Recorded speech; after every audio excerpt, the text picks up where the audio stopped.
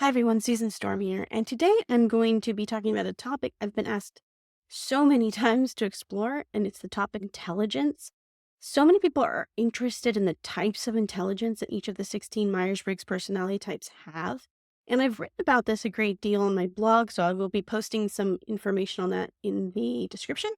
But we're going to dive specifically into the INFJ type today, and we're going to get pretty deep into the type of intelligence they have, the strengths they bring to any situation.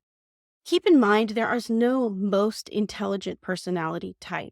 Each of the 16 personality types has a very specific type of intelligence, and they can also learn to grow beyond that specific type of intelligence to other types of intelligence as well through practice. So let's talk about the INFJ and one of the things that really makes them stand out when it comes to intelligence, and that is their ability to see patterns. INFJs are introverted intuitives, and introverted intuitives have this incredible knack for spotting patterns, for noticing ripple effects, for being able to see implications that other people miss. Introverted intuition is constantly peering behind the scenes, looking for the background processes at play in a situation. Dario Nardi was a UCLA professor and is the author of this book, The Magic Diamond, which if you're a typology nerd, you absolutely must read. He calls introverted intuition keen foreseeing. What does that even mean? He says that INFJs and INTJs have this ability to transform with a meta perspective. Meta means above or beyond. And so they're looking for a perspective above or beyond other perspectives. They try to step outside of a situation and look at it to see the big picture, to see the patterns, implications that other people are missing. This gives them a unique ability to envision an outcome, to have an awareness of their own and others' inner potential, to come up with innovative ideas that no one else has thought of before, and to constantly seek improvement.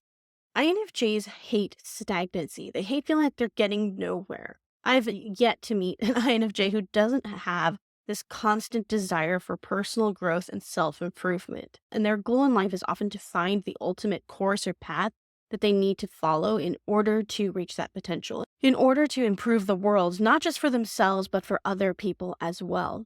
And then, of course, there's emotional intelligence, which I think is extremely important. So many people don't consider this when they look at type and intelligence. So there are 5 characteristics of emotional intelligence.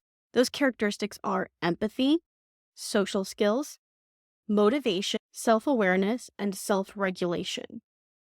First of all, empathy. INFJs are famous for their empathy. They have a unique ability to shift perspectives and to try to get into other people's shoes and understand how they experience life and what their philosophy of life is. Many INFJs will tell you that they feel like they are emotional sponges. They feel like they absorb other people's emotions. And this gives them a great awareness of how to work with other people, how to connect with them, and how to relate to them. Social skills. If you have social skills, you know how to deliver bad news in a way that is empathetic and kind and considerate. You also know how to deliver good news in a way that makes someone feel like they have a lot of positive potential and possibility. And INFJs have this skill in abundance. INFJs throughout their lives notice patterns about how people interact. They really prioritize seeing the cause and effect of interpersonal dynamics. They're constantly noticing when one person does one thing, the other person reacts this way. When someone says this, the other person reacts that way. When someone has this body language, it has this effect on other people. They're constantly noticing how people are affected by things. And a lifetime of noticing these things helps them to tailor their interactions in the most positive way possible for the person that they're speaking to. They know what society expects. They know the social expectations in given situations, especially if they have a good connection to their extroverted feeling side. Extroverted feeling for INFJs is all about responsiveness to the people and emotions and values around you. It's about upholding shared values, connecting and responding appropriately to the situation, to the dynamic and emotional wavelengths around you. Next, we come to motivation. I talked earlier about how INFJs are visionaries. They're always working towards a specific goal. They often have these high ideals that they want to reach and bring to fruition in their lives. they have a lot of motivation to put towards this. Their natural comfort zone is working towards a long-term goal.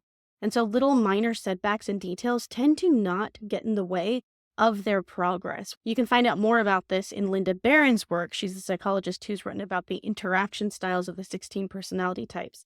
And she calls INFJs a chart the course type. And chart the course types have a very focused, intense energy and a commitment to staying on the path, to creating the perfect path to achieve their objectives.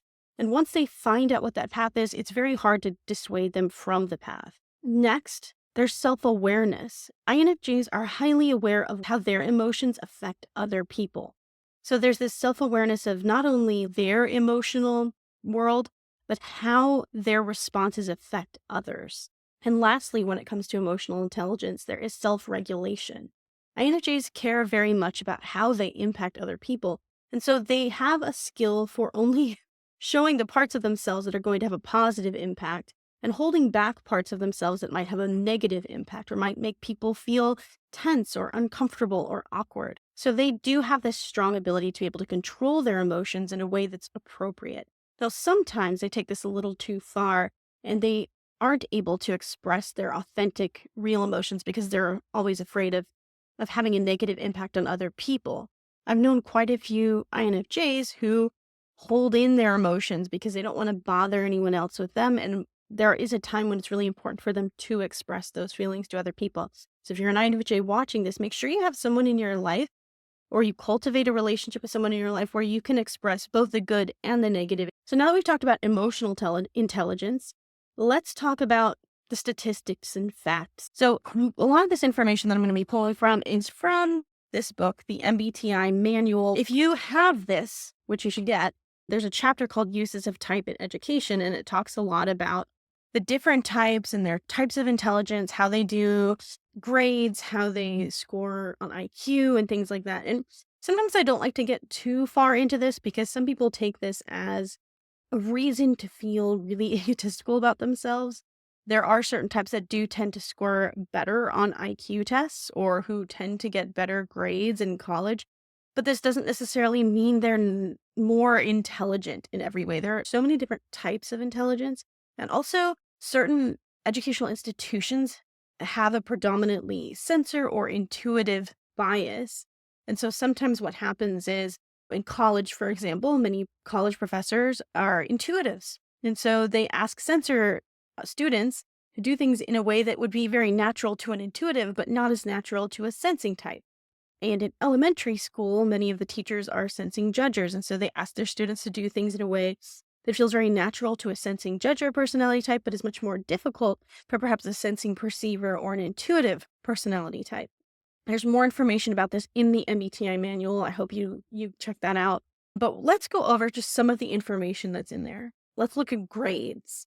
INFJs have the second highest grades of the 16 personality types in high school, according to the MBTI manual. They also have the highest SAT scores of both male and female students at Ball State University that did a study on this.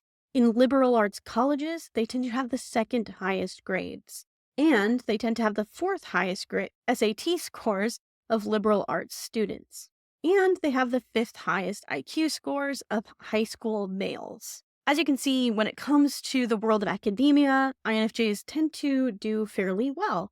They tend to enjoy lectures. They tend to be visual learners. In fact, many INFJs tend to think in pictures and symbols more than they think in just a constant stream of dialogue.